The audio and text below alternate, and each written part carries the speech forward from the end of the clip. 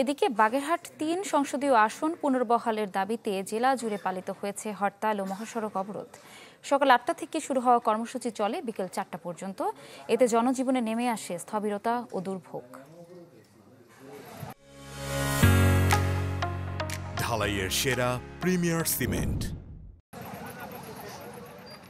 থমকে আছে বাগেরহাট, পথে পথে ব্যারিকেড, বন্ধ যান চলাচল, খোলেনি দোকানপাটও। সম্প্রতি জেলার 4টি সংসদীয় আসনের মধ্যে বাগেরহাট 3 আসন বিলুপ্ত ঘোষণা করে নির্বাচন কমিশন, যা ভালোভাবে নেয়নি এই আসনের ভোটাররা। এর প্রতিবাদে রোববার সকাল 8টা থেকে 8 ঘণ্টা হরতালের ডাক দেওয়া হয়। বিভিন্ন দলের রাজনৈতিক নেতাকর্মী শান্তিপূর্ণভাবে হরতাল অবরোধ পালন করেন।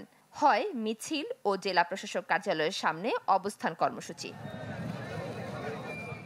শহরের bus stand, DC office, Dashani, Katakhali ও নোয়াপাড়া মোড় সহ বিভিন্ন স্থানে পিকেটিং করার কারণে অচল হয়ে যায়।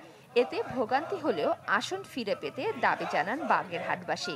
বাগেরহাটের মানুষের প্রাণের দাবি 4টি আসন তারা ফিরিয়ে দেবে। যদি এর ব্যতিক্রম হয়, বাগেরহাটের মানুষ আন্দোলনপ্রিয় মানুষ, বাগেরহাটের মানুষ দুর্বার আন্দোলন করে তাদের দাবি ফিরিয়ে আনতে সক্ষম হবে, এটা আমরা বিশ্বাস করি। আসনের ব্যাপারে আমরা তো চাই আমাদের সিট থাকুক।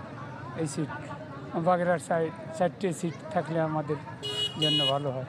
কোনো গাড়ি ঘোড়া চলছে না, এমনকি আমাদের মোংলা বন্দরের কাজকর্ম আমরা বন্ধ করে দিয়েছি, ডিসি অফিস বন্ধ করে দিয়েছি, কোর্টের কাজকর্ম বন্ধ এবং সকল স্কুল কলেজ বন্ধ। হরতালের কারণে বরিশাল, ঢাকা সহ 16টি রুটের 34 জেলার সাথে বিচ্ছিন্ন হয়ে পড়ে বাগেরহাট। তবে এতে কোথাও কোনো অপ্রীতিকর ঘটনার খবর মেলেনি।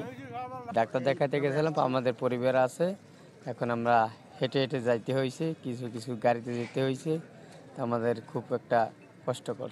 বাগেরহাটের মানুষের এই ন্যায্য অধিকার থেকে বঞ্চিত করে, তাহলে অবশ্যই বাগেরহাটের মানুষ, সমস্ত রাজনৈতিক দল, শ্রমিক, কৃষক এবং ছাত্র জনতা এক হয়ে এমন কর্মসূচি দেবে যে কর্মসূচির কারণে বাংলাদেশের বাগেরহাট জেলা এবং দক্ষিণাঞ্চল বরিশাল সব অচল হয়ে যাবে।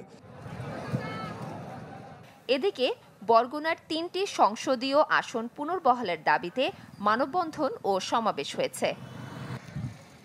মাফতুহা মিলি, চ্যানেল 24।